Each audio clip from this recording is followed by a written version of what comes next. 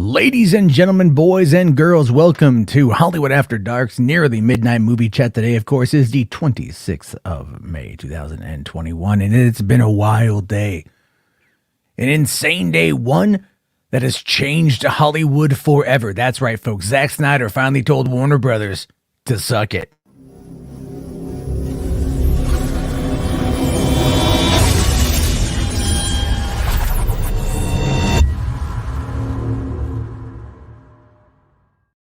Hey, what's going on, everyone? How you guys doing? Matt Jarbo here, Hollywood After Dark, nearly midnight movie chat. A little bit, I'm on camera finally tonight. Felt like I look like shit, so let's just kind of, ignore all that stuff. However, what a day it's been. What an epic day it has been. It's been wild to think about everything that has transpired today. Not just Amazon closing the deal for $8.4 billion to purchase MGM, which is just right? You've got J.J. Abrams coming out and saying, we should have had a plan for Star Wars. Fun fact, they did. They did. Kraven the Hunter got announced. Aaron Taylor Johnson, that's going to be something interesting. And of course, Zack Snyder telling Warner Brothers once and for all, suck it, Warner Brothers. Suck it. Wow. His words. Not mine, but yeah, suck it, Warner Brothers. There you go. There you have it. Words from the man himself. Suck it, Warner Brothers. Now, this is an interesting thing because I do think, and I've said this before, and I will reiterate this point until proven otherwise. I got to add that caveat in there too. But ultimately, all things considered, this whole situation kind of finally proves on a national platform like Colbert, saying, suck it, Warner Brothers. That's pretty much saying, like, F you, I'm done. And F you, I'm out. And goodbye, sayonara, auf Wiedersehen, goodbye. That's where it is. Snyderverse is not coming back, helmed by Zack at all. And he's out, which probably means his characters are out as well. I know this is a bit of a hard pill to swallow for certain people, as is other things that I kind of want to talk about. At least to kind of address right off the bat. Now, H Parts here said, this super chat right here says, I stand with Matt Jarbo. Now, you might be asking yourself, what does that mean? What is that for? What is happening that H Parts would need to spend $2 of his own hard-earned money to say he stands with me? Well, I was over on the Poindexter Lounge while I was waiting for deliveries to come in. And we got into a bit of a heated exchange over Ray Fisher's comments from yesterday, I believe. And Ray Fisher's comments were, in my mind, just standard, Ray Fisher on Twitter. Like, this is what you're going to get, sort of thing. And I don't have them saved, unfortunately, so maybe I'll bring it up real quick. So the thing is with Ray Fisher, he was saying, that yesterday Warner Media put out, it was a tone-deaf comment, to be fair, right? It was a very tone-deaf comment, in my opinion, in regards to the 1-year anniversary to the death of George Floyd, which has, in fact, fundamentally changed quite a bit of how we have discourse and everything else involving race and race relations and things like that. So here's a controversial thing that I said. Never mind, I agreed with Ray on what he's doing here, and I want him to get the results that he wants. But I said he's poking the bear. I know. I said he's poking the bear. And this is the thing. It was met with a very interesting response from my friends over there at the lounge. They got very defensive over this subject. They got very defensive over my use of the terminology, poking the bear. But let's analyze this from the perspective of what it is that Ray is doing. Now, you've got the Warner Media tweet there from Christy Haubegger, right? Who is the inclusion? She's the EP. What is it? She is the chief inclusion officer, right? And then he throws her under the bus for saying she derailed the Justice League investigation. and that she's part of the problem. So obviously this statement is hypocritical from Warner. Any statement from any corporate entity over everything that happened is always, and every holiday, every event, everything is always just going to be corporate speak. Never take it as real.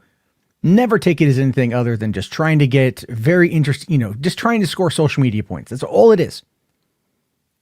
But Ray's entire point here says here, if Black Lives Matter, then apologize to Black employees, which would be to him over the, not just him, but other people as well that were involved in the Justice League investigation, which he has every right to demand. And I believe he absolutely requires and deserves. But then he says, if you won't, maybe Discovery will. That's what I'm talking about. That is meant to use his social media cred, use his social media platform to go, I know the new boss is coming in. I know the new players are coming in. So eventually, we're going to have to go to that point. We're going to have to go up the ladder to the next company when they inherit this problem.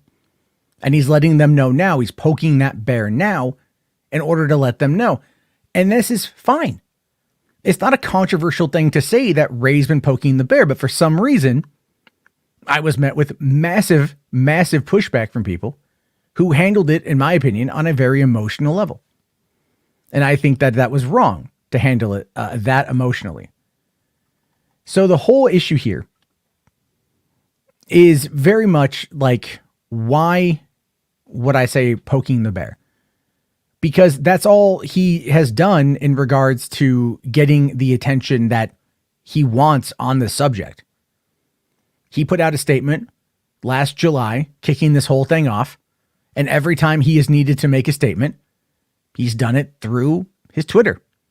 With the exception, I believe, of a couple, interviews. I think, what was it? The Esquire did one? Or was it Variety? I forget which outlet covered him in depth. But either way, when he needed to get a message out, when he needed to create the discussion, he went to his platform on social media to do it.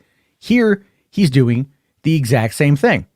Now, Bat Dan here says, Ray Fisher is not trying to get Discovery mad, which means he's not poking the bear. No, he is trying to get Discovery to be aware of the problem because it's going to become their problem.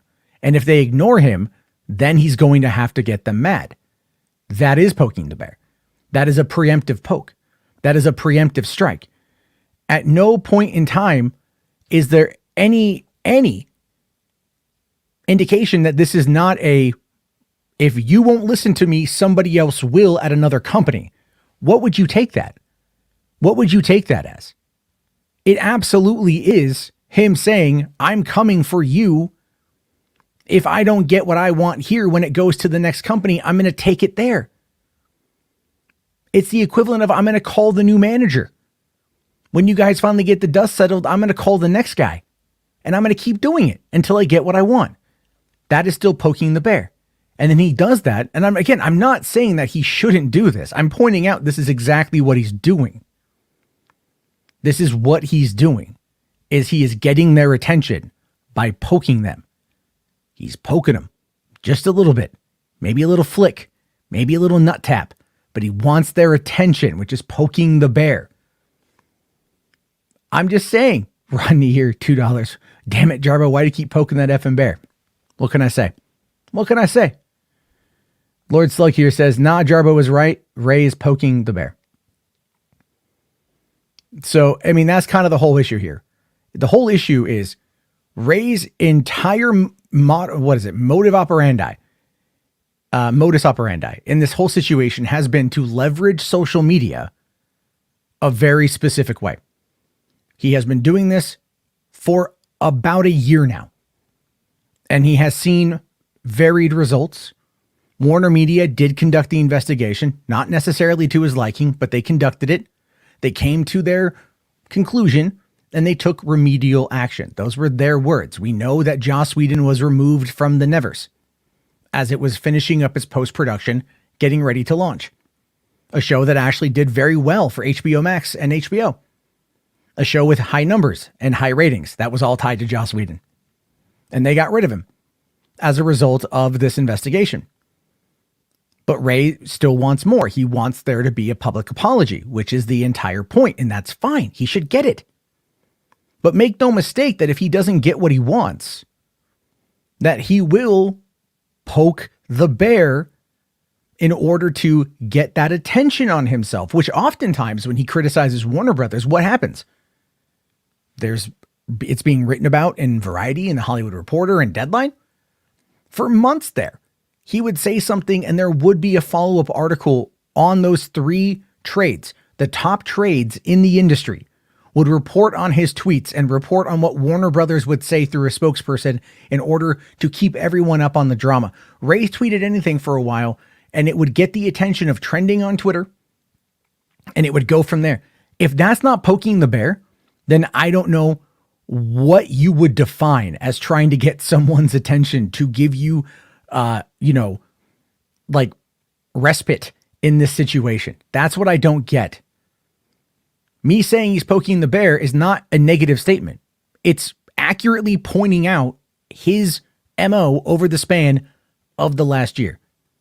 And now that they're moving into another company, because keep in mind, his beef with Warner Brothers started back when Warner Brothers was Time Warner and not owned by AT&T. Then he went through Time Warner Media, owned by AT&T. Got the investigation that he wanted. Didn't end the way that he wanted it to, but it happened. Joss Whedon gone. John Berg called to apologize. I don't know if Jeff Johns has done anything yet. Now his target's Hermata, but he's still not done yet.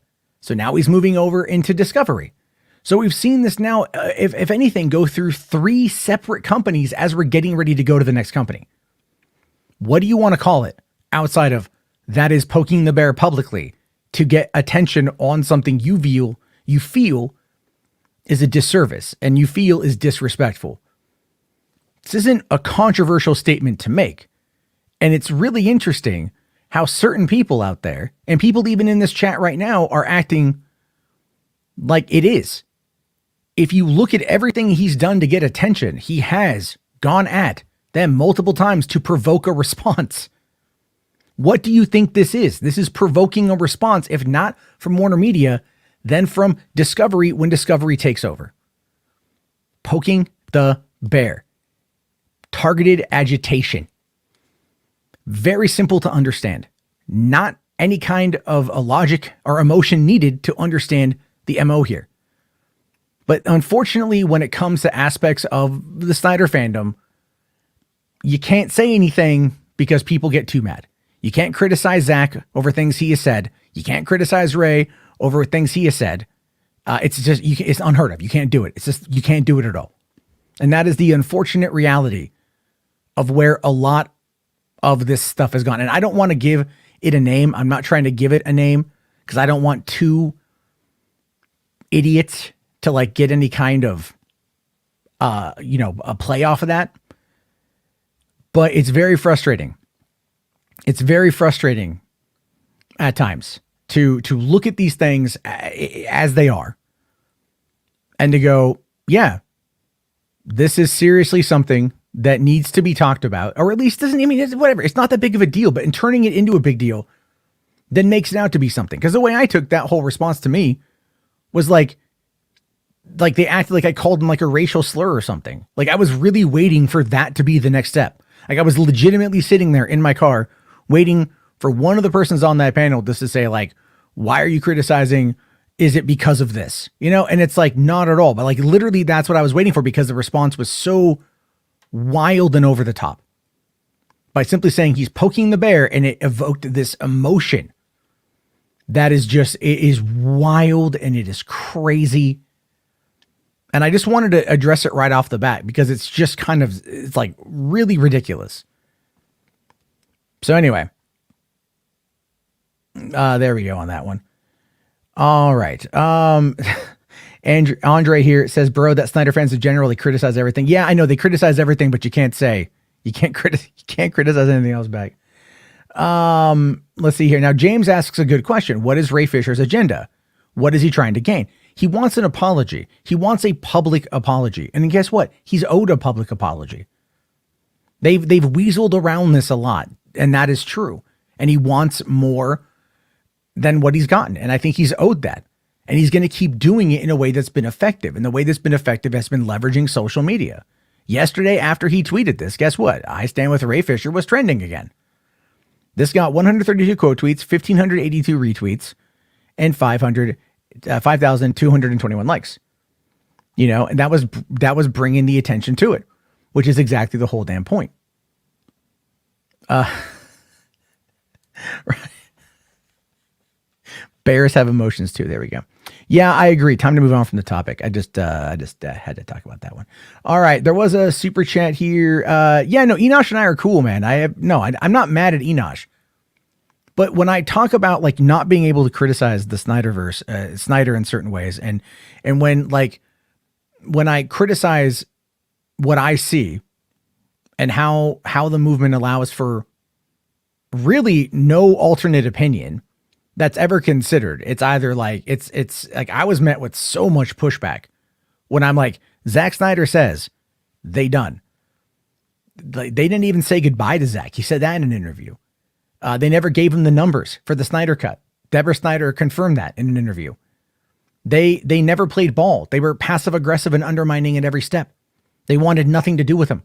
They wanted nothing to do with it. So when it's all said and done, it's out. People can get their hands on it. They can watch it on HBO Max, all that stuff, but that's it. They're done. And Zack has been repeatedly, for months saying, they don't want me. And when the man himself is saying, they don't want me, and then everyone else is like, but if you listen to like this, he says he elevates this syllable on this word at this time. And if you correspond that with something else he said where he elevated another syllable and you can put those two syllables together, it says trust the plan. It becomes full on QAnon stuff that is nothing more than emotionally charged response and in an absolute just denial of reality. It's a denial of reality. That's what it ultimately boils down to. And that is why it becomes a problem, is because when people start to deny reality for their own preconceived narrative or the narrative that has been supported by others that they find to be trustworthy. One of the same problems we found with the election, right? OANN, Newsmax, Fox, all kept saying, it's stolen, it's stolen, it's stolen. Dominion did this, Dominion did that. China, Hugo Chavez. I mean, literally everything at the wall, trying to make it stick. None of it's true. But that doesn't stop people from even right now, nearly 5 months into a Biden presidency, still saying, yeah, no, it totally was all stolen from him. It was all fake. It was all China. They were literally just weeks ago trying to use a microscope to prove that there was bamboo shards in ballots in Arizona, claiming that back in 1963, a plan was hatched to overthrow our government and that 40,000 ballots came over from China and ended up in Arizona. That is not made up. That is real. That happened recently. People believe that sort of thing with no evidence. That's what I'm talking about. We are so emotionally led at this point in time by people who tell us what we want to hear and feed back our confirmation bias to us and feed back our opinions to us rather than ever stop and take a moment to go, hold on, what is being said? What is the likelihood of the outcome and everything else? It ends up boiling down to like, this is where, and this is a very poor comparison, but it's like being an atheist around religious people. You know what I mean? Like you're trying to go, like, where in 2,000 years have we seen this? I mean, anything happen in 2,000 years? Like, no, but like trust the plan. It's in the book. You know, I mean, like have your religion. I'm not criticizing religion, but it's just like, that's kind of what it feels like. It's like this uphill battle and it drives me up the damn wall. And I just don't want to talk about it anymore. Like I'm so over, like I liked Army of the Dead. I would love to dive into Army of the Dead and like find out more about that time loop stuff. That's pretty cool. But otherwise it's like, I'm just done with all of it because it's just gotten to be so much and it's just noise and it's just people on social media looking for clout and it's gatekeepers within the fandom that have been called out by a lot of different people and pushed a lot of people out. That it's just like, it's like, what's the point? It's been months, this thing. It clearly, when Zack is going on national TV and telling Warner Brothers to suck it, I mean, what else do you want? What else do you want, man? All right, hold on. I saw that Ryan there. Okay. Now Ryan Harris quoting the movie Seven. You know, happy fun time.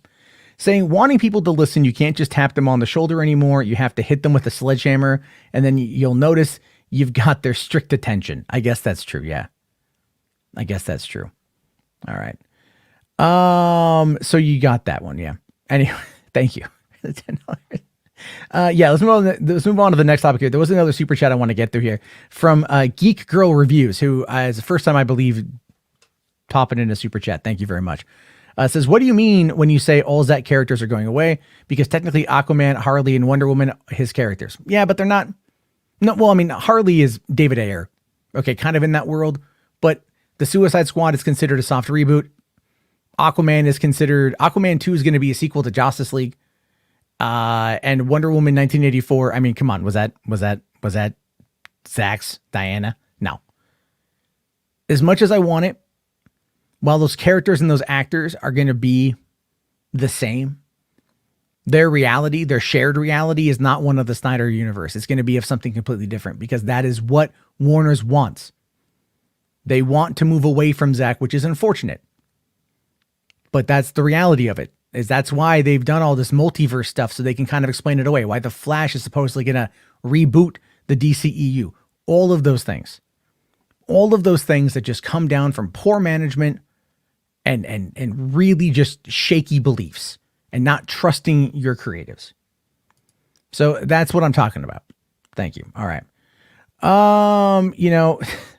Hold on, Andrew, I don't hate you. I just don't want you to pick a fight with Mladen and say you're going to, like argue with your dad. TTT Sniping here says Aquaman 2 will not be a sequel to Justice. Are I dumb? No. It is. That is the Aquaman was a sequel to Justice League. Aquaman 2 will be a sequel to Justice League. That is their current canon. That is their current. That's their level.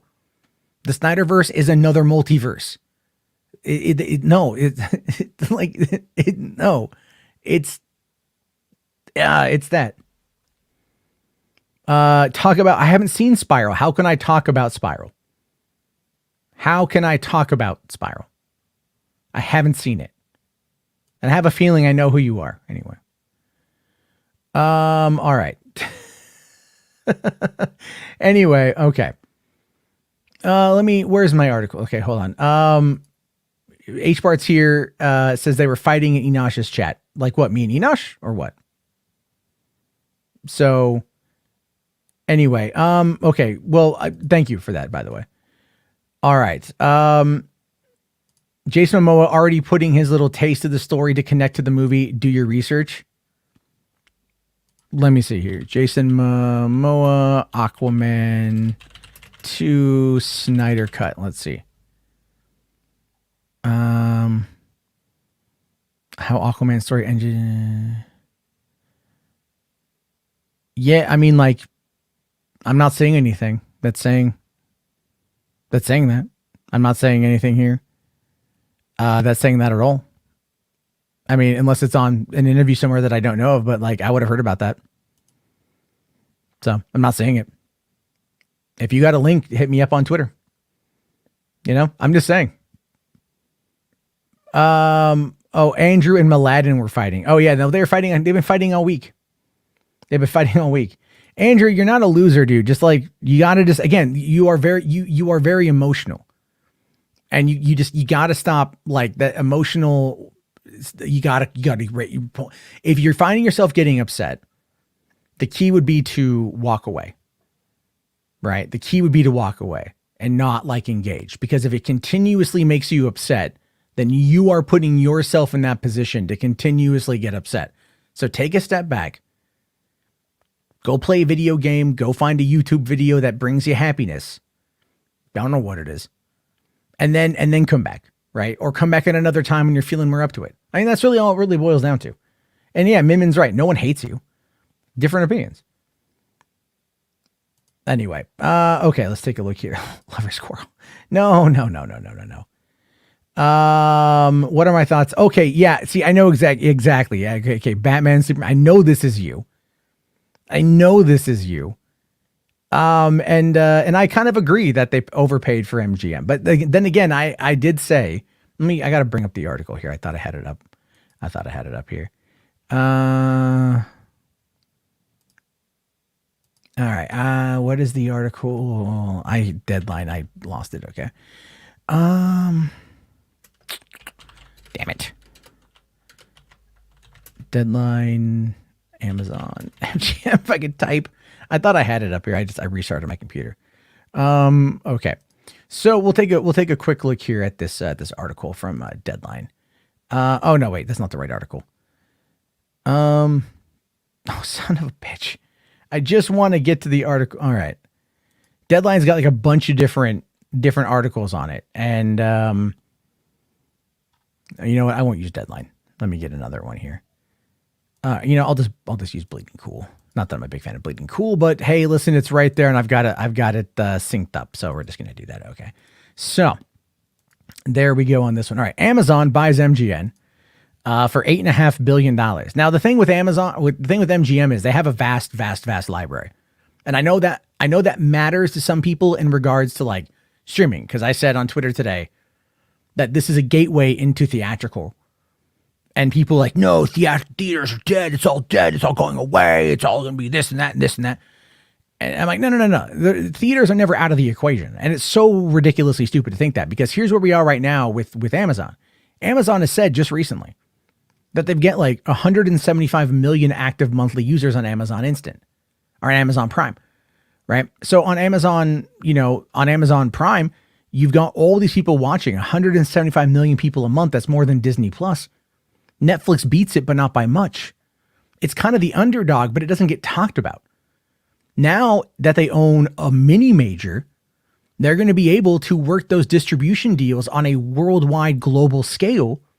For when theaters come back, people are always going to justify going to the cinema. They're always going to justify entertainment. Netflix Cinemark put out a thing today talking about how the deal with Netflix is only going to expand. That the Army of the Dead did well enough. This is Army of the Dead did well enough with Cinemark in those minimal 400 screens, or I think 400 theaters, like 600 screens for 2 weeks, that they're going to expand their relationship with Netflix. That is easy money in Netflix's pocket, because it doesn't cost them a lot of cash to put a movie on a hard drive and send it out to a theater. And they don't even really have to run a lot of advertisements for it, because they can just advertise on it. It's so inexpensive to do. So, it is just, that's the whole thing you guys got to consider here. It's like, this is not just about filling Amazon Prime with movies. But the cool thing too, is that I believe Spaceballs is MGM. And Strange Brew, I think, is MGM. And so if those movies make it over to Amazon Prime, Twitch, you can do a watch party. And I do want to start doing those on a weekly level. So there's that. Anyway, let's just kind of dive into the article here. Says here that Amazon and MGM have just announced the widely expected news that the two will merge and that Amazon will acquire MGM for $8.45 billion. Metro Goldwyn Mayer Studios is one of the oldest surviving film studio brands, formed in 1924. And as part of the announcement, Amazon states that it will help preserve MGM's heritage and catalog of films, i.e. streaming, and give greater access to that back catalog. There have been many complaints that modern streaming services seem to ignore classic films and shows, with history being dropped or forgotten, which I actually agree with, although I will say Gone with the Wind is on HBO Max and it looks fantastic. Even with that little history brief in front of it, which is actually pretty good. And it says here, okay, so this would go in the other direction. It's not Amazon's biggest purchase, which was Whole Foods 4 years ago. And they are not the only company to have approached MGM about looking at the acquisition. However, the price was considered overvalued, and their ownership of the lucrative Bond franchise doesn't come with control. Rights are shared between EON Productions, who have veto power over every aspect of the movies. So don't expect the Bond movie to premiere on Amazon Prime. Yeah, but eventually they'll go to Amazon Prime. Like again, 175 million people are already using it. So clearly there is valued content there. Clearly, they've already got, and this, you know, Lord of the Rings thing is going to be massive. Wheel of Time is going to be massive.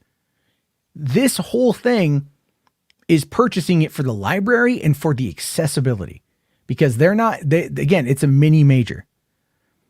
Now you've got like the upcoming House of Gucci from Ridley Scott, which could be an Oscar contender.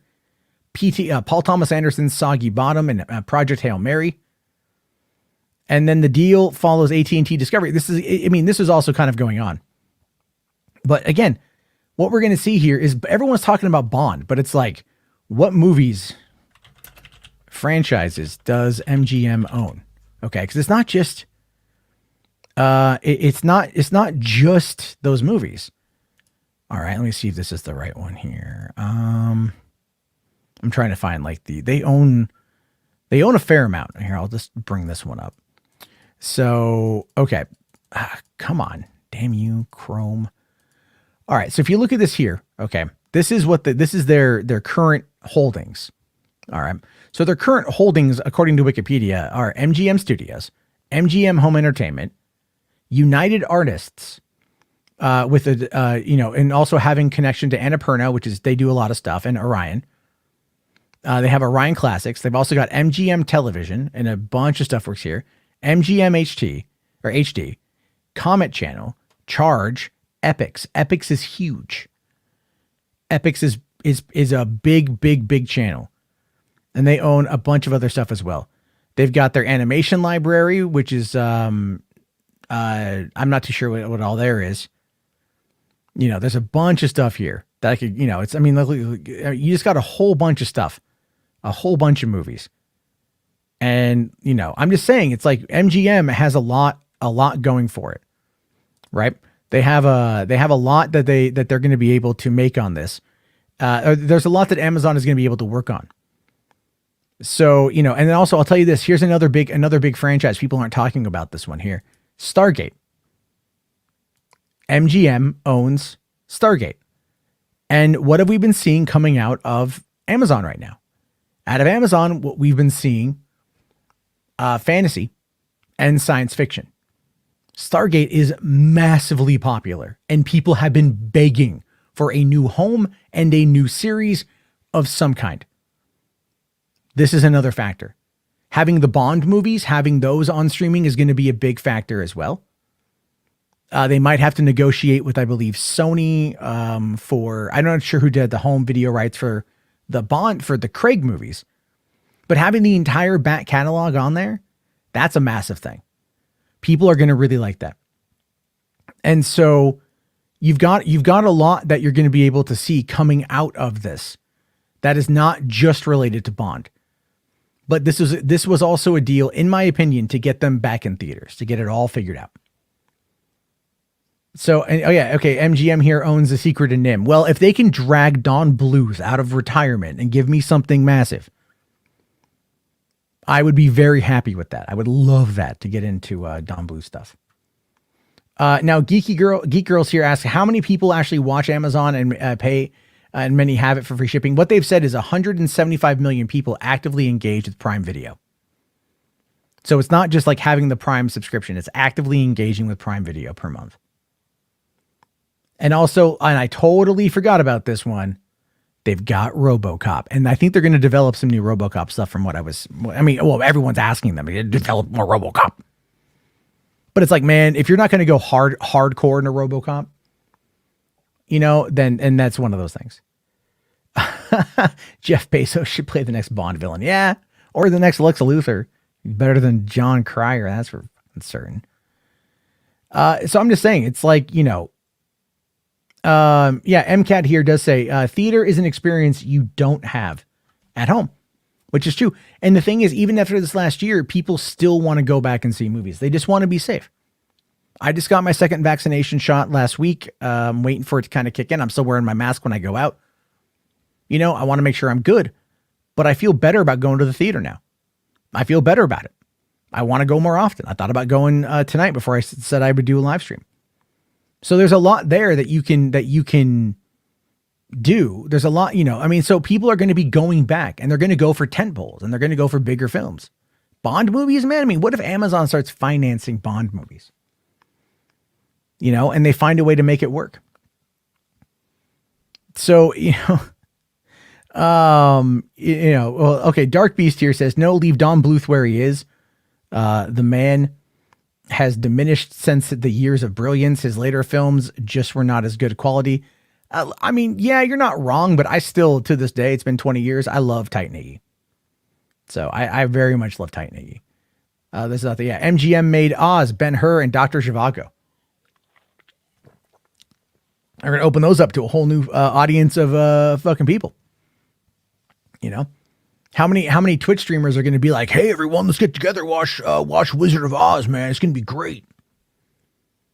Yeah, Geek Studios. I totally forgot about this last night. You are totally right.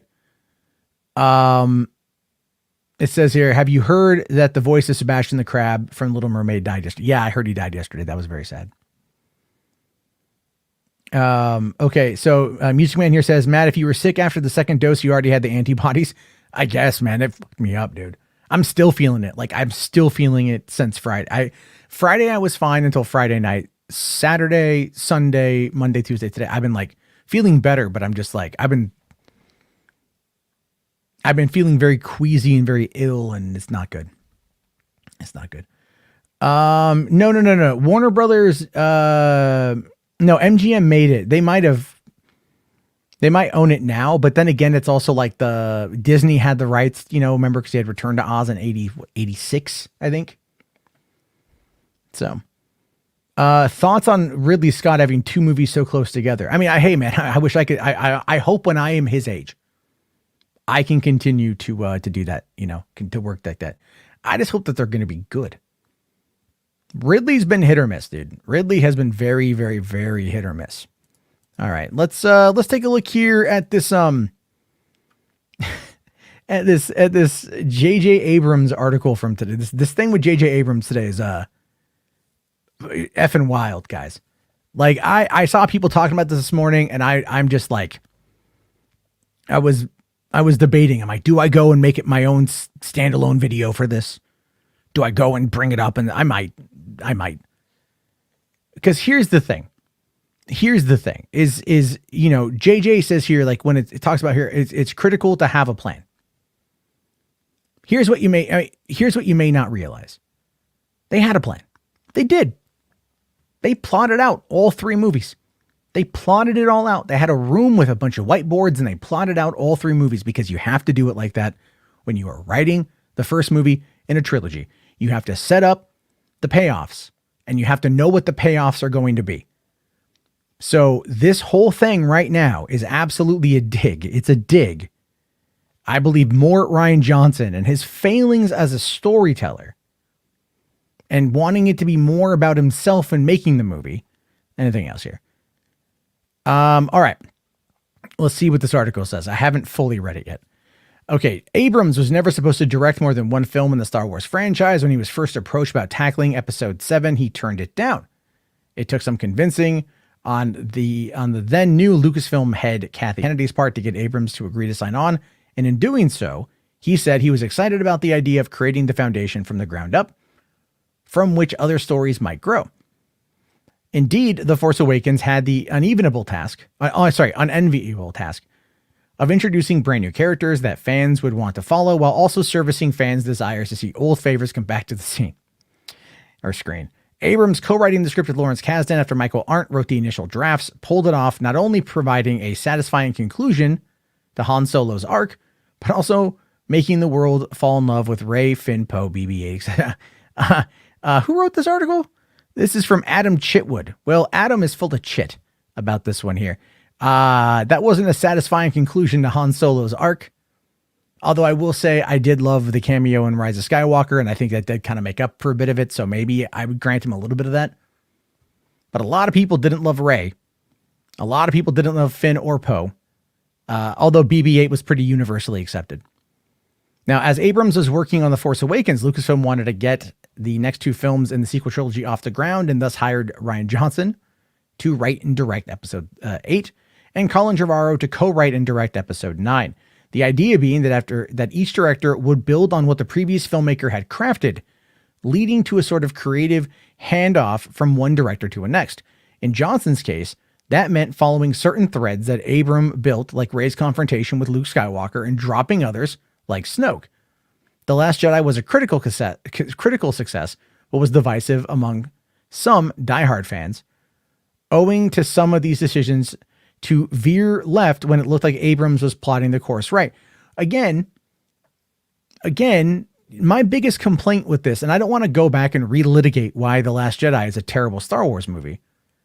The biggest problem I have is that Luke died. Because at the end of The Last Jedi, there was no buildup to what episode 9 would have been. There's no cliffhanger.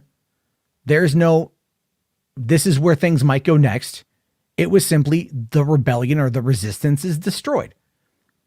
Kylo is now supreme leader. And there's nothing really to look forward to. Not a stinger, not a tease. What, you had Broom Boy? I mean, like Broom Boy, again, Canto Bite, a wasteful scene. They released the hounds. They saved the horse doggies, but they left the slave children. You know, PETA and shit. Like, I understand the concept. It was meant to be anyone can be a Jedi. It's not predetermined. Your bloodline means nothing. And I get that. And a lot of people were really, really, really worried about that with Rey in episode 7. Unfortunately, JJ overcorrected with episode 9 by making her a Palpatine, which I still find to be very stupid. So anyway, it says here, as Abrams is working on The Force Awakens, Lucasfilm wanted to get the next 2 films. Oh, we talked about that one already. All right. So when Abrams signed on to take over episode 9 after Trevorrow left the project, he had yet another unenviable task, albeit a completely different one. He had to finish the story he started, but one that had taken some alternative routes in its middle chapter. Routes that Abrams wouldn't necessarily have gone down.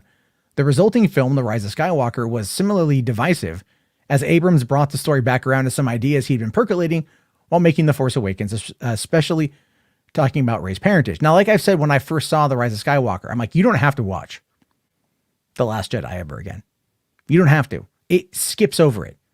And rightfully so skips over it. You know, it does. It rightfully so skips over The Last Jedi because The Last Jedi did so much more to damage a lot of things because Johnson just wanted to tell his story without any consideration for the future. You know, I read someone today that said, like, you know, Rian Johnson answered all the mystery boxes that JJ had, which is true. He did. He answered them, but he didn't open up any new threads or any new ways forward. You know, and it's not, and I find it to be very interesting that it's like people expected JJ to continue these characters' emotional journeys without giving them something to strive for. You know, if we go back and we look at the previous, you know, because look, time in Star Wars is cyclical. Let's be fair. It's cyclical. So if you go back to the prequel trilogy, right? Yeah, like go back to Empire, end of Empire, Han's encased in carbonite, Luke's missing his hand.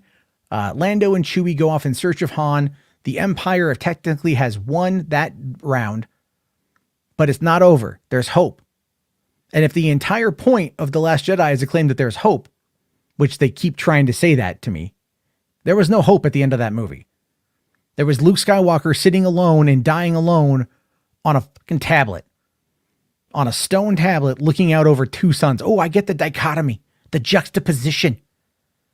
Octu and Tatooine. Whatever, dude. It's so dumb. It's so dumb. He didn't need to die. It was never explained that a Force doppelganger would kill you, that it would drain all of the energy from you and you would become one with the Force. People are trying to argue that it was like an Obi-Wan moment. It was not an Obi-Wan moment. Obi-Wan in that moment in time made that choice, made that call, knowing what would happen. He did it to save Luke. Luke doing that for Rey had no emotional impact, because we didn't know that it was going to be the consequence of those actions. If those scenes exist, they should have been in the movie. Again, I don't want to keep going down the path of relitigating this movie, but with Carrie Fisher's, look, I'll summarize it with this.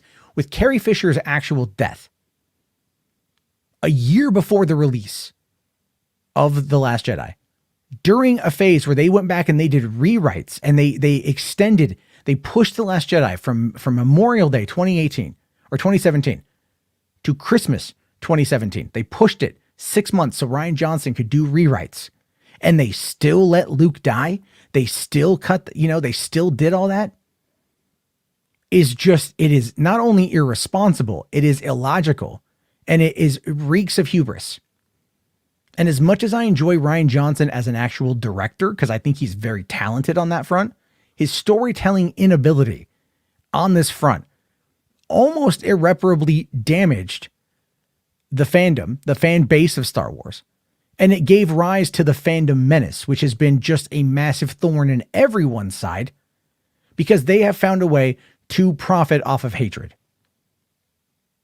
So, you know what? I put a little bit of that on Rian Johnson, and I find these kind of articles frustrating because I feel like they absolutely positively just go and do all that. Real quick here, Shrek is Daddy, $2 super chat says Finn's sole purpose was to yell Ray. Yeah, pretty much. Hold on, I missed this one here. Hey, Matt, Andrew's feeling pretty down. As Music Man said, give him a pep talk. Yeah, Andrew, are you still here, man? Don't feel down, dude. Don't feel down. Feel happy. Feel happy, man. And not everyone's going to have a great day. Not every day is Christmas, to be honest with you. But just, it's all good, dude. Everyone, we have different opinions. We might bicker. You might bicker. I might laugh at that because it was funny. But at the same time, I'm not laughing at you. I'm just laughing at the situation. And you're totally welcome to be here and everything else. I have no problem with you. And I appreciate you coming around. Music Man does here say, it was the fandom menace needs to stop. Yeah. Roosevelt here says, it was time to let Luke die. No, it wasn't time to let Luke die. It wasn't time to let Luke die. Because what did we get? What did we get? Right? We got that old adage of that old storytelling of their story, your story, and then the truth about why he tried to kill Kylo. But again, there's still such a lack of an emotional resonance with that character. Him talking to Kylo made no sense on an emotional, it made sense, but there was no emotional connection to him walking out and facing Kylo down on Crate. And I'll tell you why, because we had never seen the two of them together to establish an emotional connection anyway. We had not seen flashbacks of the two of them together to establish that kind of connection, the nephew-uncle connection, that kind of camaraderie, that kind of love. At the end of the Revenge of the Sith, the reason why people still love the scene where Anakin and Obi-Wan are fighting is that we established that emotional connection. We established the love that those two men have for each other on a brotherly level. We established all of those elements. Those elements were ignored for a cheap storytelling trick that was meant to be more about the director's hubris rather than it actually was about the storytelling. That is the difference here. It was not time to let Luke die because Luke did not have a proper conclusion that actually made sense. If he was the chosen one, if he was the prophecy that everyone kind of led up to with the original trilogy, then that motherfucker would have enough force energy to go to Crate, come back to Octu, and still have a smoke while watching the sunset and enjoying a nice warm glass of green ass milk. Anyway, I really don't like The Last Jedi. Really don't like The Last Jedi. This is frustrating. This is frustrating to get through. Okay.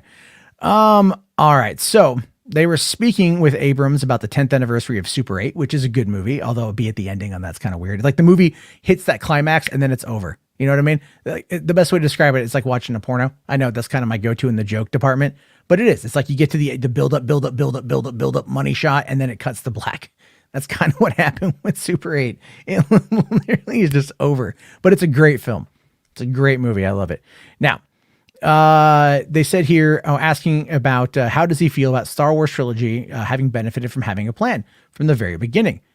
So it says here, I've been involved in a number of projects that have been, in most cases, series that have ideas that begin the thing where you feel like you know where it's going to go. And sometimes it's an actor who comes in.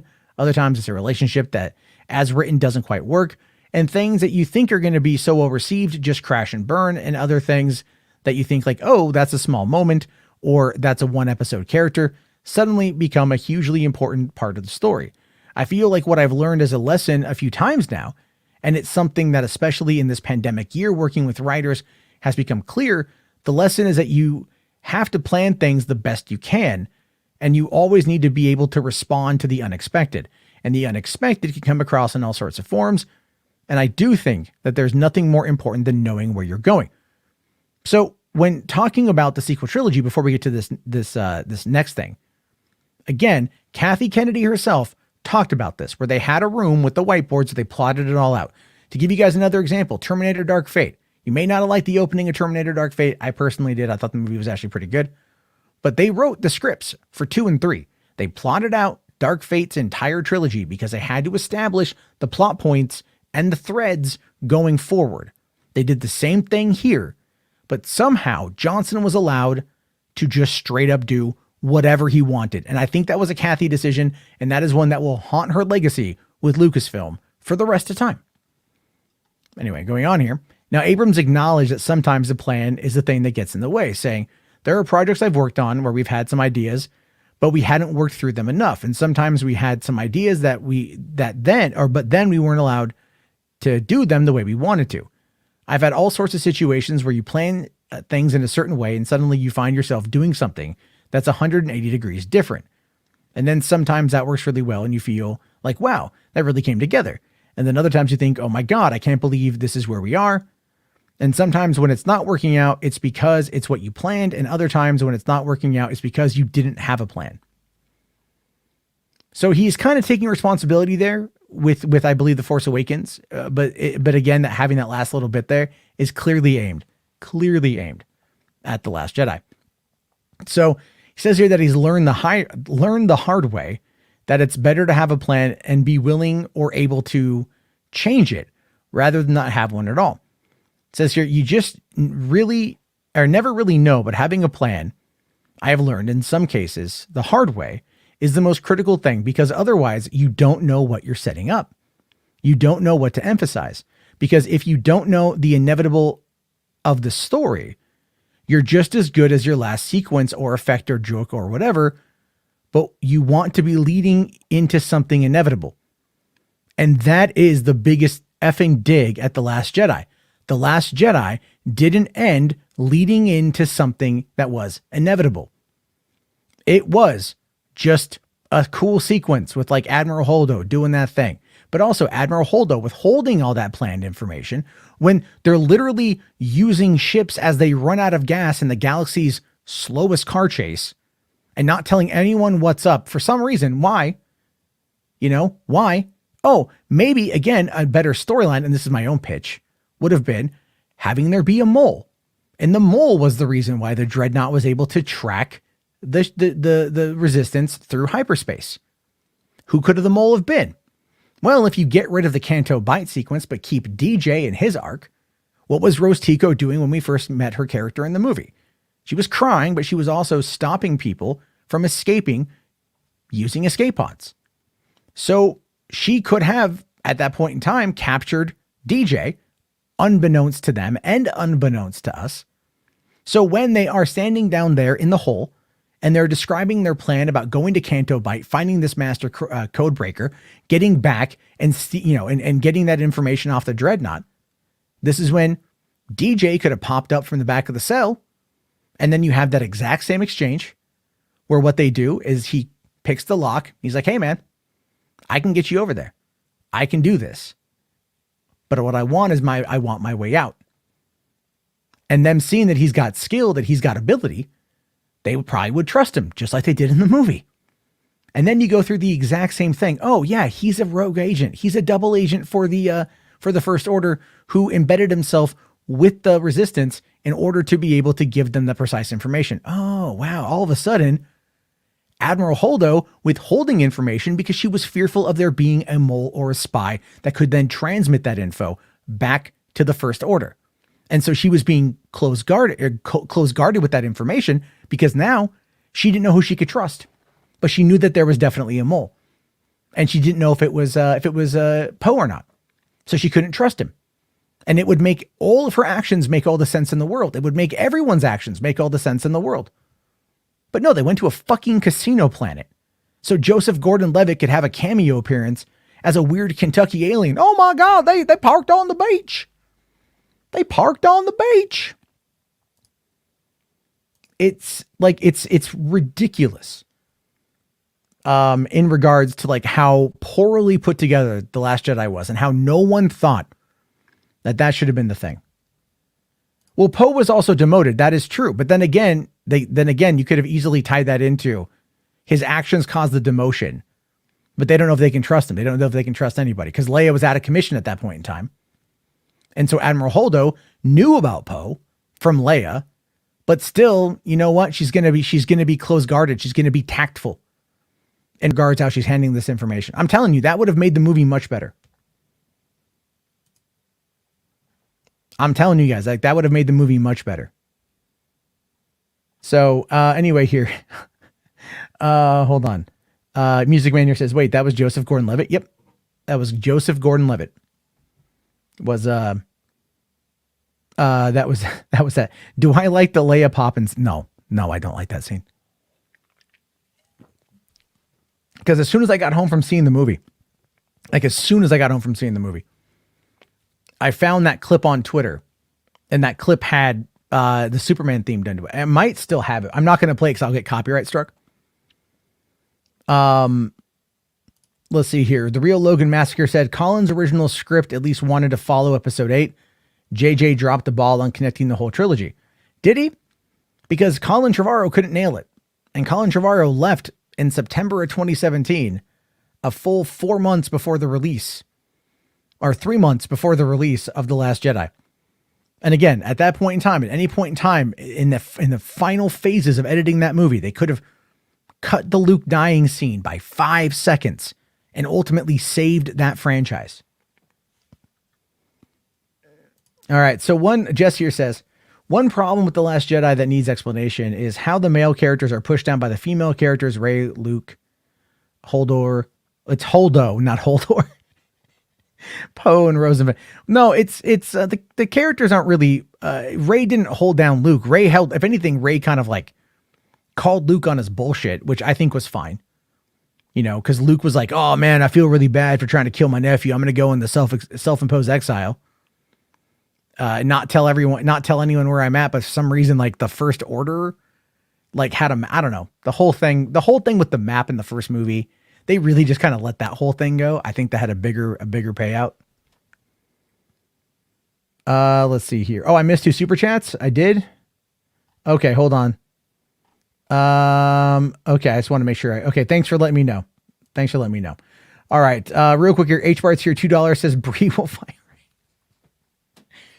You know, at this point, I want a Rian Johnson directed Brie Larson starring Star Wars movie to just watch the fandom menace implode and self-destruct. That's what I think would be hysterical at this point in time. I think it'd be very funny to see. Sir Nerdlaw here asks, have I seen the Last Night in Soho trailer? Yes, it looks amazing. Amazing. All right, Ryan Hartwell here, $5. Thank you, sir. Have you seen the fanscription episode called What If Finn Was the Main Character in the Star Wars? No, I haven't. I need to, though, because I know what if the idea of a rogue stormtrooper is such a cool concept of a defecting stormtrooper is a cool concept. Him being force sensitive is lame because not everyone needs to be force effing sensitive. You know, like I know that when people like Star Wars, they're like, I want to be a Jedi. And that was kind of a big part of that was they want to sell that idea. But at the end of the day, it's fine. You don't need it. But I would like to, I think Finn would have been they kind of shifted gears to Poe. They saddled Finn with Rose Tico for some reason. And then they shifted gears to Poe. Maybe this is because, oh God, what's his name? Poe actor. What's the name? Oscar Isaac. There we go. Maybe Oscar Isaac's star was rising and John Boyega's wasn't. And maybe it tested better in different markets. I don't know. They do everything by the numbers over there. All right. Real quick here. Simon Section says here, thank you, by the way. Would love to hear your opinion or rant regarding the solo Sony film about Kraven the Hunter. Right. Okay, cool. That's probably will be what I ended on today. Hold on here. Hold on. Real Logan here says, maybe there's a longer cut of Rise of Skywalker. The Lucas cut doesn't exist. And I do think there's a longer cut out there, but we're never going to see it. We're just never going to see it. Anyway. Okay. So Kraven the Hunter. A lot of people have a lot of different takes on this one. I think the most fascinating thing on my end is going to be, like, for one, I think Aaron Taylor Johnson is a good director. And this kind of solidifies that Sony is really pushing the boundaries of what they're going to do with this Sony Pictures universe of Marvel characters, right? Now, I know the whole Quicksilver thing is like, it feels like it was 6 years ago, but it feels, because of WandaVision, very fresh. So I think announcing it now is kind of dumb, just because it's so close to when WandaVision came out. And I know everyone was like, Evan Peters is Quicksilver, you know, and then they played it up and it was a guy named Ralph Boner, and that kind of left a negative taste in some fans' mouth. Not me. I actually really liked it. So I think that's going to kind of cause some conflict with this right now. But ultimately, he's a good actor. But here's my problem. Kraven is Russian, right? He's European, right? Well, Quicksilver in Joss Whedon's Age of Ultron and Scarlet Witch are from Sokovia, and they have Sokovian accents. Now, granted, Elizabeth Olsen, and I'm pretty sure Aaron Taylor Johnson, worked with a dialect coach to kind of like nail down the dialect that they used. But still, he's going to go from having a Sokovian accent, which a lot of people would just associate with being either Russian or Eastern European, to being Kraven the Hunter. And it's going to be, again, maybe a slightly different variant on already something that they've maybe already heard in another movie. So that could cause some confusion as well, especially if like people start putting two and two together and it sucks or whatever. So I think it's going to be, also they announced the release date, which is January 13th or 23rd, 2023, which is like a year and a half away. So they are fast tracking this movie, which means it's been in pre-production for a while, and they're just now coming out with that information. Why? Morbius is on the horizon. Venom 2 is on the horizon. Venom 2 is before Morbius. That's coming up pretty soon. And so they're going to start establishing this parallel timeline, parallel world, if you will, to Marvel. Like I said, you're going to have your mainline MCU, and then here comes the SPUMC, which again is the stupidest name on the planet. And they're going to have touch points. And those touch points are going to be where they interact. Now, it's never going to be touch, touch, touch. It's always going to be touch, touch, touch, I think, right? Maybe you'll see one person come over occasionally, depending on whatever deal Feige and Sony have made. But Sony holds all the cards when it comes to Spider-Man, and Spider-Man is a big part of Kevin Feige's plans going forward, as well as with Iron Man being dead. Tom Holland's Spider-Man is kind of the heart of the MCU. And people really like him. And that is a huge moneymaker for Disney, considering that the new Avengers theme park at Disneyland is predominantly centered around Tom Holland as Spider-Man. So that's a money-making thing with Bob Chapek being in charge and him being more of a parks guy and an IP guy. You are going to see a ton of connectivity on that front, because if it's marketable, it's merchandisable, and that means profit. And right now, Disney needs to recoup a lot based upon the last year of being shut down.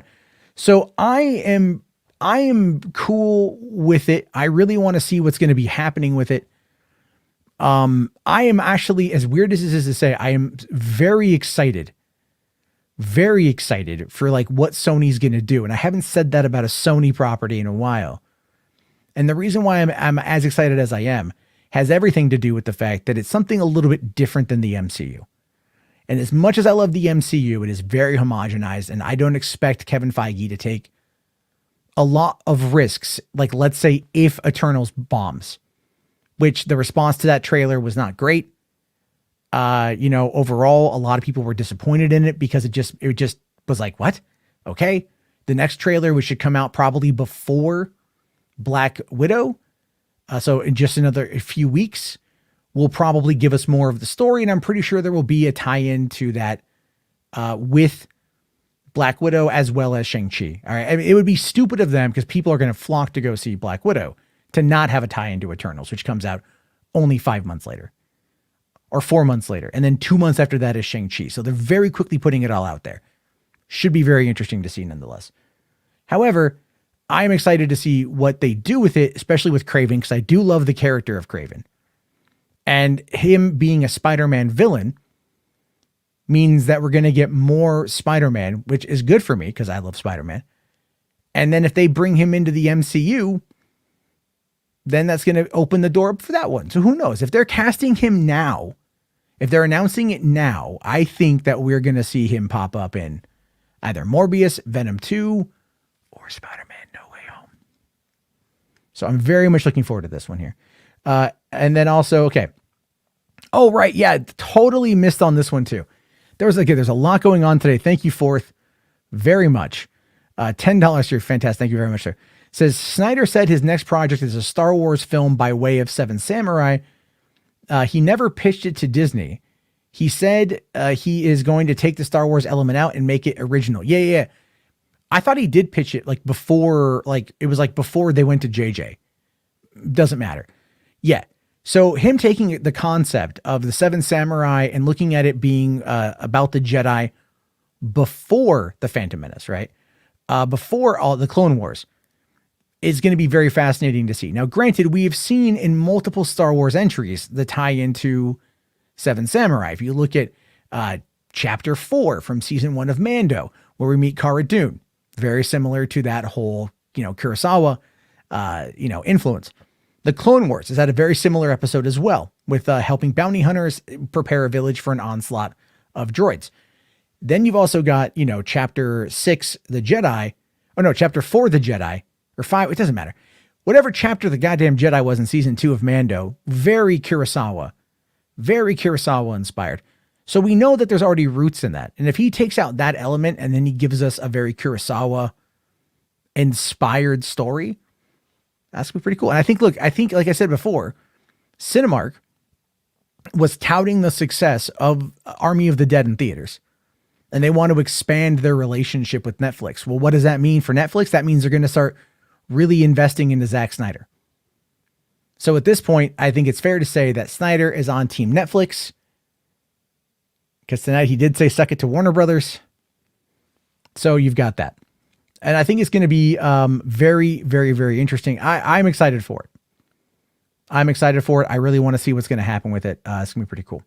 But I just want to see what he does with it. I like Zack's movies. I do. I really liked Army of the Dead.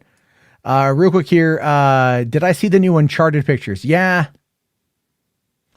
Wahlberg not having Sully's mustache is just like, come on, guys.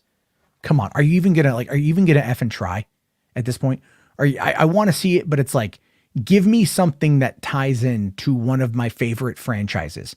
If you want me to spend my money, which I probably will, then you need to give me something that is going to make my inner gamer who's been playing Uncharted since 2007 when I first played it at Penny Arcade Expo.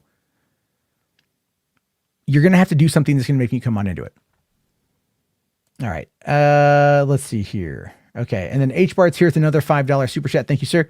Says, I wish one MCU film did not have jokes. And the Ahsoka episode was based upon Yojimbo. That's right. The thing with the jokes in the movies is kind of like they establish the emotional resonance with the characters. They establish the camaraderie. They establish that with not only the world itself, but then the fan base. There's a lot of self-referential callbacks and little jokes here and there, and people like it. People like the humor. Now, I know what you mean. I would like to see something as dark as Joker come out of whatever Feige's cooking up over there right now at either Marvel Television or Marvel Studios, whatever he's got coming down the pipeline. I would like to see something like that because I think it would be very fascinating on a character-driven level. These are excellent characters that deserve their time to shine, and they deserve their time to go down the dark path that we know that every character in these stories goes for. That would be really cool. And I hope one day we get it. I don't know if we're going to get it right now because they're kind of in this weird experimental phase. And if it doesn't pan out, then they're not going to want to go experimental anymore. But I'm hoping we hear more about like those shows like Daredevil and Jessica Jones and Punisher, which we've all heard the rumors that they're coming back. But like, I would hope that we get all of those shows and we get those kind of dark tales because Daredevil, I love that show. Barely any jokes, just great acting, great characterization, great storytelling, badass as shit. Jessica Jones, season 1 at least, season 2 and 3, I like them, but you know what? They're not for everybody. Luke Cage, season 2, better than season 1 by a mile. Bushmaster was a fantastic villain, and I'm glad he ain't dead, and I'd love to see him come back. That guy was great. And of course, Punisher. So I'm like, that's where I'm at with them. Sir Nerdalot here says, I'm so excited to see Snyder play in some different sandboxes. Hell yeah, dude. Hell yeah. I want Sylvester Stallone in more MCU. Well, that was a thing that they were talking about with, what was it? They were talking about that, with Guardians 3. Like it set up another, like the original Guardians team. Like that's what they were kind of hinting at. Like I thought like they were going to do more with that. Maybe they will. Maybe they will. Geek Prime here says Iron Fist was okay, but sucked. I will fully admit I was an Iron Fist fan. I liked it. I did. Music Man here says season 2 Jessica Jones, especially the ending was shit. Yeah, it wasn't the best. Jessica Jones. I mean, no. Look, dude. Daredevil season 2 is the best season that they produced of all the Marvel Netflix shows. But season 1 of Jessica Jones was legit as well. Let's see here. Geek Studio says Doctor Doom movie like Joker would be dope. That would be pretty cool. And it would go a long way to establish him as being an actual villain. I mean, Thanos, like they built Thanos up from 2012 to 2018. So it took 6 years and only a couple cameos to kind of bring him in. But when they brought him in, finally really brought him in, he killed Loki and beat the shit out of the Hulk in the first 5 minutes. So really at that point in time, like they established like this guy ain't messing around. But now they're going to have to kind of build it up again. So yeah, give us Doctor Doom. Wait, what is this here? Hold on. Oh, hey, what's going on, Praveen? How you doing, man? Thanks for coming by. Matt admits to enjoying fisting.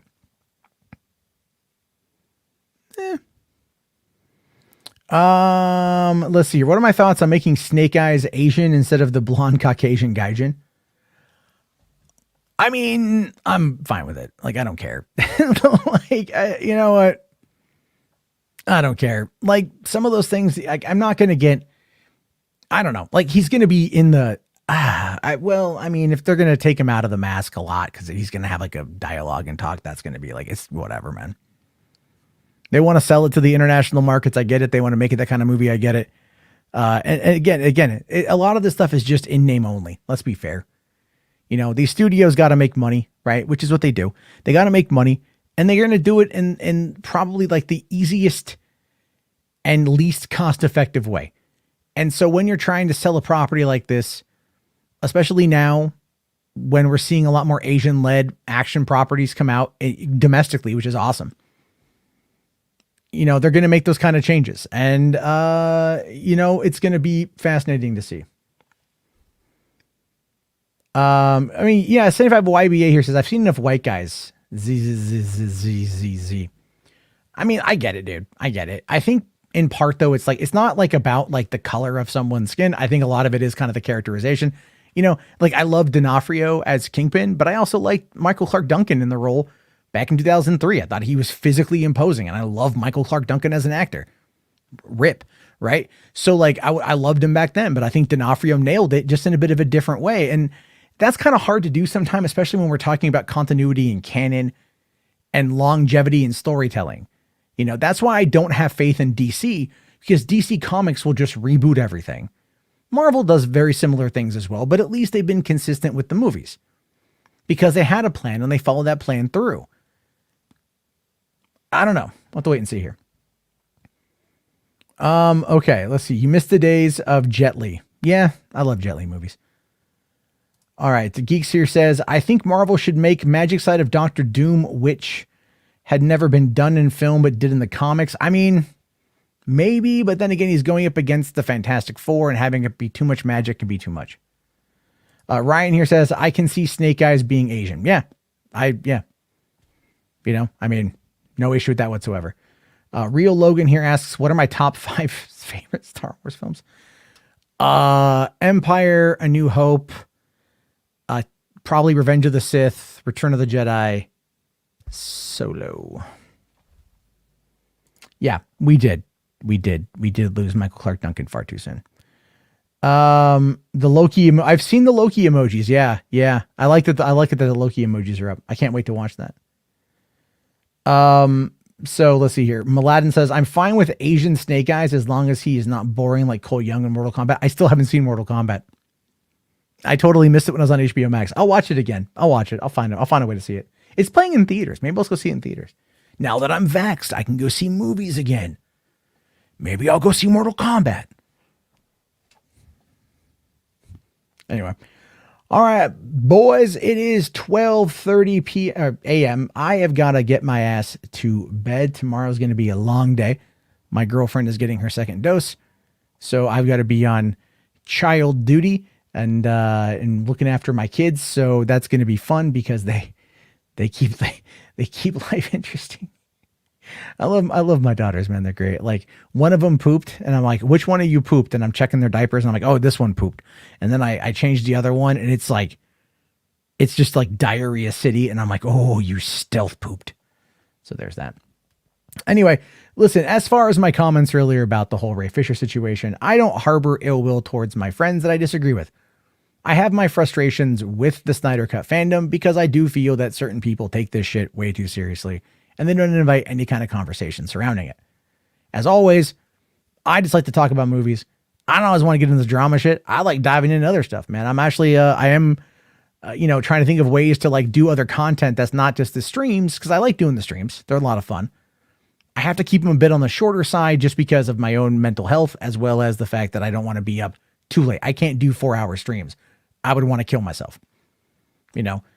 I need to I can give you guys a solid bam hour. And then after that, I'm like, let me go and pass the hell out for a while. Diarrhea City, new film from Matt Jarbo. Yeah, why not, man?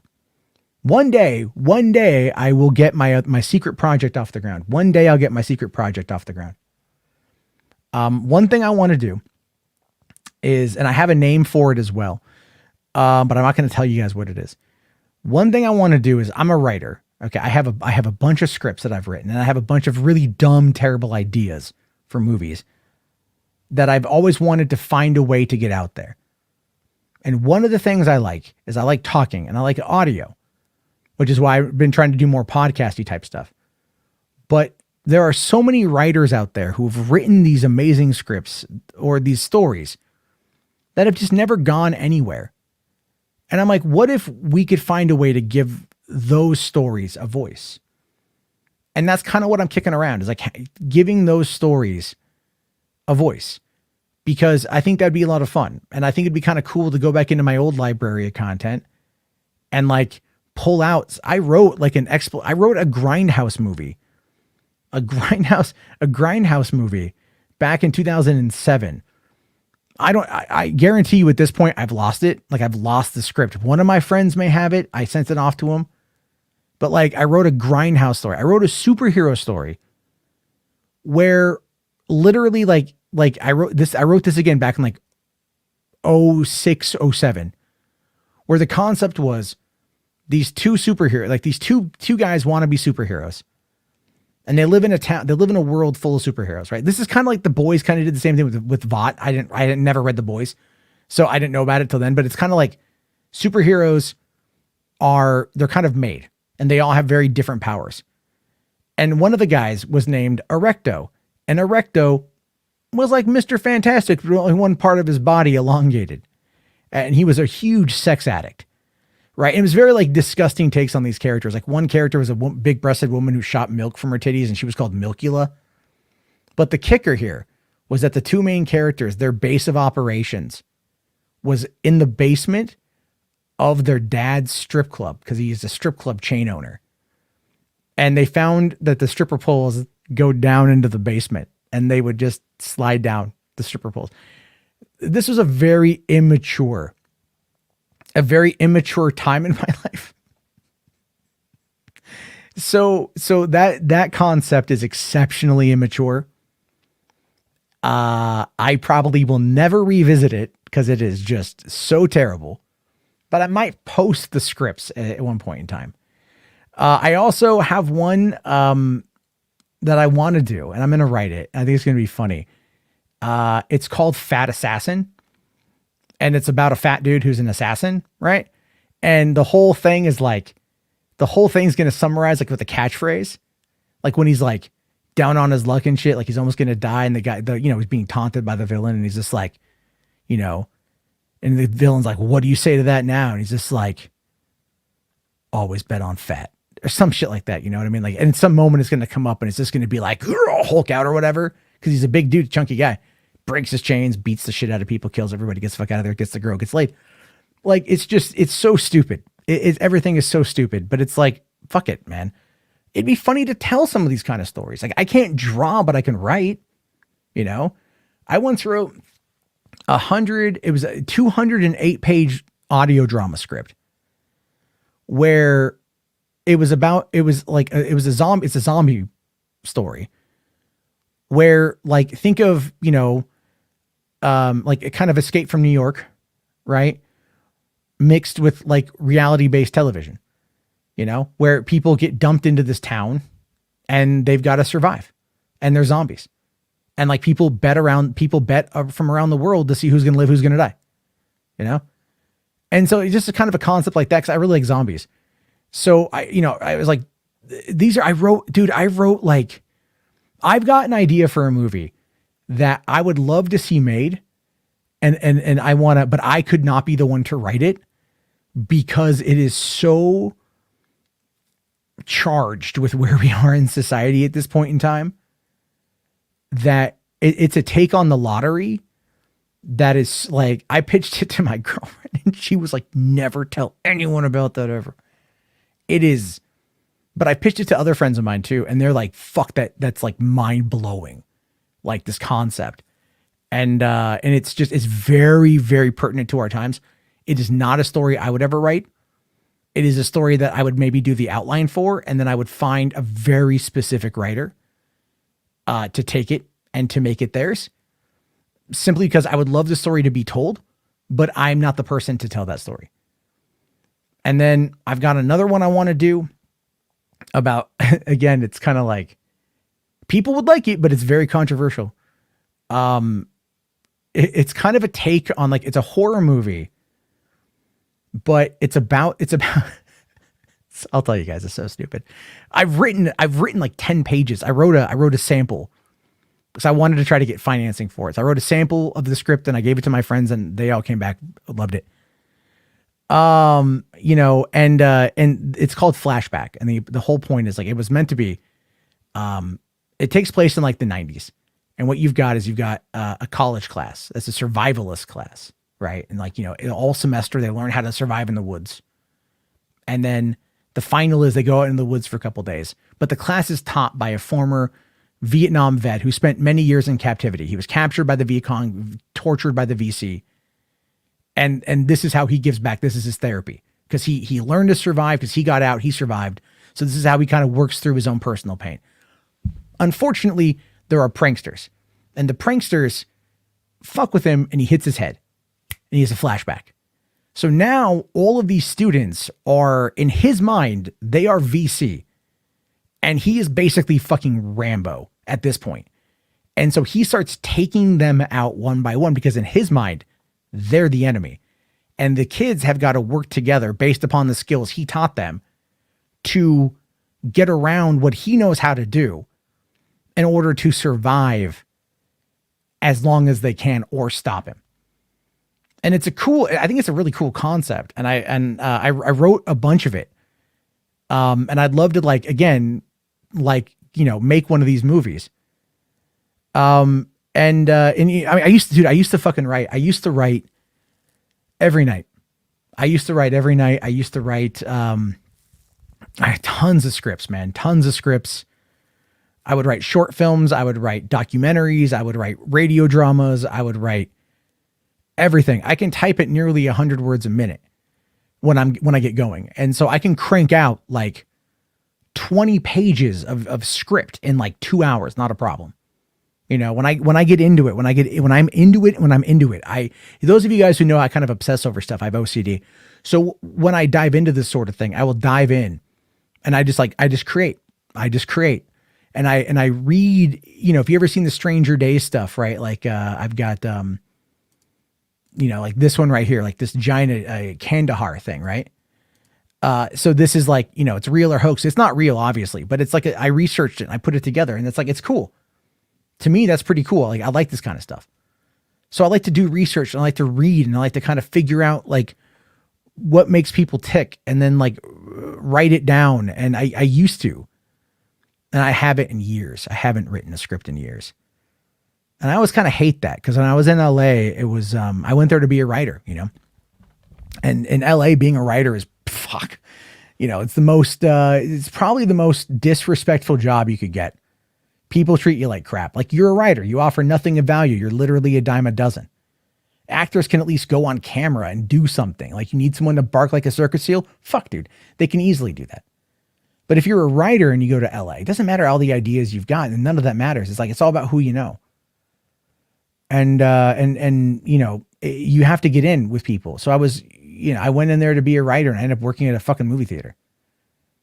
And I would try to do stuff. It got to be overwhelming. That's what the hardest part of it is. It got to be really overwhelming, because you got to like, to get them to get in the industry, you've got to, it's not, you can't just have a script anymore, right? You can't just have a script. You've got to have a script. You've got to have a package. You've got to have a pitch. You've got to have independent financing if you're hoping to get it picked up somewhere, or you've got to go through the process of submitting it time and time and time again to these different events, these different conventions, different festivals, and hope that you get picked, and hope that you can get an agent that can get your work out there and get it to people. You hear these stories occasionally of like people who like slip their scripts to producers and they've read them. It's so rare. It happens, but it's so rare. And I mean, the thing is, nowadays too, Hollywood is absolutely, maligned against creativity.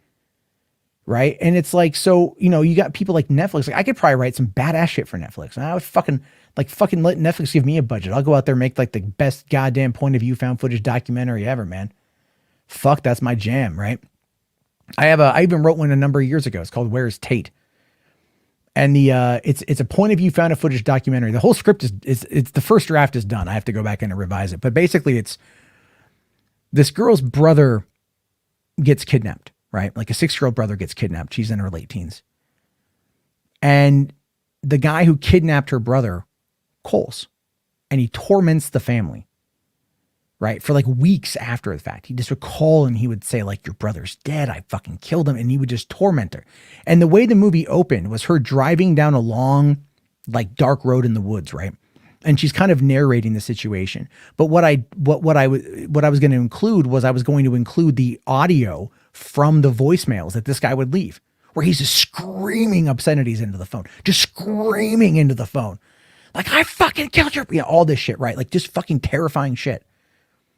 Because he just wanted to emotionally fuck with them. But then one day, she gets a call and it's her brother. He's still alive. And so that kind of sets her down this journey to try to like find him. And I really wanted to like tell this, like, it's a very like low budget, very kind of intimate thing where I just wanted like her experience to like basically be this detective and try to start tracking down this killer. And like, but keeping it very low budget. Cause I was thinking about I wrote this when I lived in LA, and I was thinking about making this, right? I mean, imagine I had a netbook at the time, because those were all the rage. I had a netbook, and so I'd sit out my apartment, like out by the pool, headphones on, listening to like Metallica, like drinking a Rockstar at 2 a.m, like, I would do that all the time, man. And so it's like, even if any of you guys have seen my movie In Search Of, which I'll drop the link because there's like, I don't know. Let's see here. No, dude, if anyone, I have so many ideas, man. I have so many ideas. I have so many fucking ideas. And the thing is, like, there's shit that you just can't get made these days, which is why I'm not looking to get stuff made. I'm looking to get, I want to just tell the stories, and I want people to be able to tell their stories. And I want people to be able to, like, I want writers to feel like empowered to, like, to have some kind of tangible something that people can listen to, or people can see, and they can go, this is the story that the person wanted to write. And maybe the right person will see it, and maybe it will be a break for someone. Maybe it will be a big break for somebody to be able to actually like live out their dream. You know what I mean? Like, to not be stuck in this world where it's like your art is restricted because you can't put it out there in the way that you want. Because if you put it out there, then nobody, like, it loses its value. And that's the way the whole industry operates, right? You shoot a movie and you want to go and you want to put it up on, fucking like BitTorrent site because you wanted to show people, but there's no money in that for the people that are going to be funding it on the back end, who do the distribution or do the home, the home media stuff. So it's like everything is locked behind paywalls, and it's locked behind, these gatekeepers and shit. And it just becomes this process of just like, you fight, you dig and you scrape to try to get up there and whatnot. And you fuck over so many people along the way, not intentional, but it happens, just to try to get a little bit ahead. It is a dog eat dog world out there, and it's like the system itself is so fundamentally broken in so many ways, but I fucking love it. And that's the saddest goddamn thing, that I fucking love it. And that's kind of what I want. Like, what I want is, I want to make movies. I do. I all my life, I've wanted to do it. But I think now, as I near 40, as I hit that, I guess you could say, that middle chapter of my life, I'm more interested in telling the stories than I am with seeing them in that kind of way. If it happens, it happens, but that's not my goal anymore. And that makes me sad, because when I was in film school, it was like, let's, make a movie. Let's get it in theaters, like, let's watch everything. And it just doesn't feel that way anymore, because everything now is all tied into, is it a tentpole franchise? Creativity is kind of toast. Creativity is kind of dead, And so it ends up just being this thing where it's like, you got to get lucky that someone, like, takes a chance on you. But then again, it's all about who you know. Like, when you go to USC, you pay the $120,000 for 4 years for that sheet of paper and your fucking Rolodex. I was working with Marianne Williamson, the former presidential candidate. I was her personal videographer for a few months in 2012. And how I got that gig was, I was at a screening in like September 2011 for, I think it was Moneyball, at the TV Academy in North Hollywood. And I'm talking with my friend, and behind us is a casting director who was, a kid's acting coach, who, like, the main kid in Super 8, she was his coach. Okay.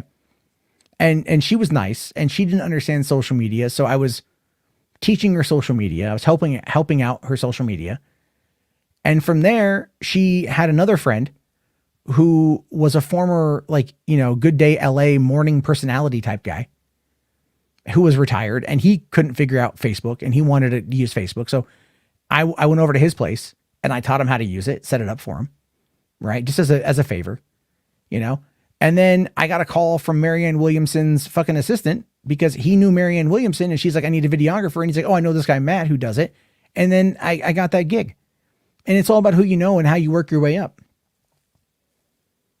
But that's kind of that's the thing, is like, maybe I'm just so stubborn now that I could never play that game.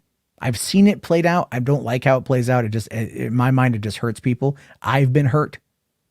I've been fucked over, like, in different ways and stuff. And it's like, but I still want to tell stories. And I think personally, like, as much as I love YouTube, I love talking about things. I think that's one of the biggest problems. I've moved away so far from what I wanted. And I found a career in what and something I love. And it's so closely tied to something else that I love, which is probably one of the reasons why I'm as stubborn as I am about movies and shit. Anyway, it was a fucking long screed on that shit. Anyway, all right, hold on here. H. Bartz says here, your version of Joker. Yeah, I guess so, man. I guess so. That flashback thing, I think, would be pretty good. Anyway, Shiny here says, I have a netbook. I still have mine, actually. I have a gaming laptop now that I used to write on that I like, but I want to get like something smaller, like a Surface Pro or something like that. Those things are just fucking expensive though. For the one I want. The one I want something I can travel with, because my laptop is like a gaming laptop, so it's huge and it's heavy. But like those Surface Pro 7s or whatever now, are like they can actually like have an i5 chip in it, and you can actually do like basic video editing. Yeah, I know I look like Kevin Smith. I know. I've gotten that for years. Like if I take off the glasses. You know, like if hats on backwards and shit, right? More like yeah. Actually, it was funny. I was at Comic-Con. I forget the year, maybe like 2009 or some shit like that. Maybe no, it was in the 2010s. Anyway, Kevin Smith was getting ready to come on at the end of the day, right? Because he did his big thing, and the actor who played Batista on Dexter, right? Forget his name, but he was walking through the crowd on Hall H, and he saw me and I saw him. We locked eyes, and he put his hand out and he just goes like, "Hey, I love your work." And this must have been like 2015, 2016, I think. And I shook his hand and I said, "Thank you. I love yours too." And I'm just like walking away like, wait, this motherfucker thinks that I'm Kevin Smith, dude. Like, come on. This is pre-heart attack Kevin Smith. So he still looked like me. I'm still a fat fuck, but you know, I'm working on it. Anyway. All right, real quick. Ash here says John Campea as Craven hunting Grace Randolph. Campea's last hunt. Yeah. Oh yeah. Probably a fair amount of that. Yeah, Campea hates Grace Randolph. I love how he plays dumb, but you know he seethes. He seethes when she got the Zack stuff.